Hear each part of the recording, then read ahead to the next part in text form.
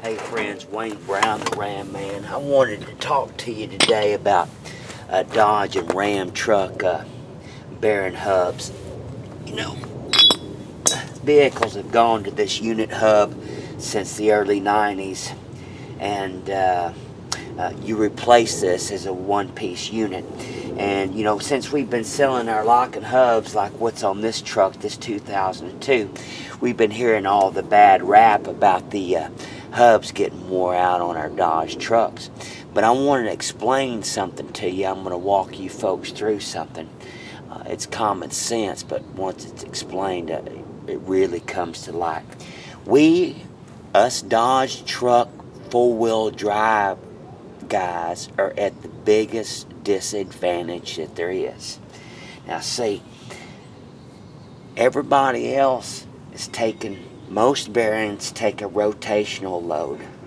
This bearing right here is taking a rotational load. So that's all that it has to deal with. But our Dodge bearing, since it's splined, and the axle shaft goes right through the center of the bearing, I want you to understand that the inside of the bearing is taking full load all the time. And this is magnified right here. This thing, when it's spinning, when this thing's turning, it wants to go straight. I guarantee you. It doesn't want to bend at all, especially going 70 miles an hour, going around those curves and stuff. And every time you move this off center, this stub shaft, you're putting additional side load. Boom, boom, boom, boom. So, our Dodge truck hubs are under twice the strain. They've got the rotational strain right here, like every other vehicle that there is. And then we've got the inside strain. Hey, that's why these wear out.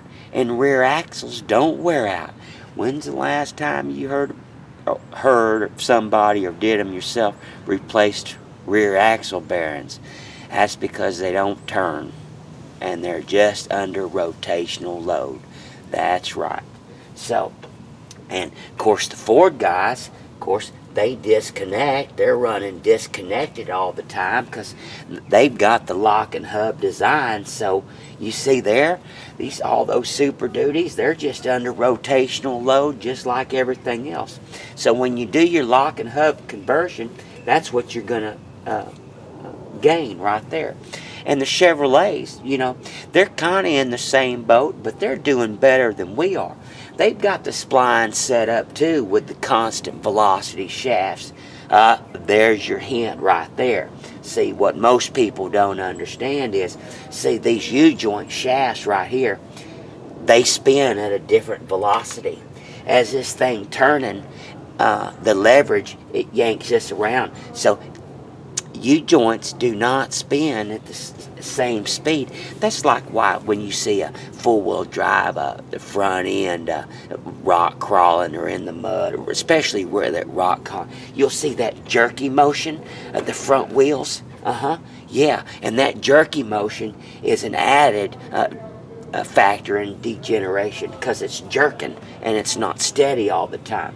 Now, the reason they designed the constant velocity joint like used on the Chevrolets and all of the four-wheel drive cars, I want you to think about it, all use a constant velocity shaft because that design, i.e. it has a constant velocity and it's under less load than this right here. The bearings, the joint, and everything else. It gets rid of the jerkiness, makes it very smooth, and the harmonics works together. So, you know, our hubs do really good considering the load that they're under. Switch over to the locking hubs, take that added strain off of you, get you some gas mileage, free you up some horsepower, and you'll feel it. It affects everything. Braking, stopping, distance, acceleration. Everybody, well, not to be a rocket scientist, everybody knows that two-wheel drive outperforms a four-wheel drive, period. Anyway, God bless you. Have a wonderful day. Look me up, the ramman.com's website's got some videos, and hope you have a wonderful year. 817-691-5996. Change your vehicle forever. Put you some hubs on.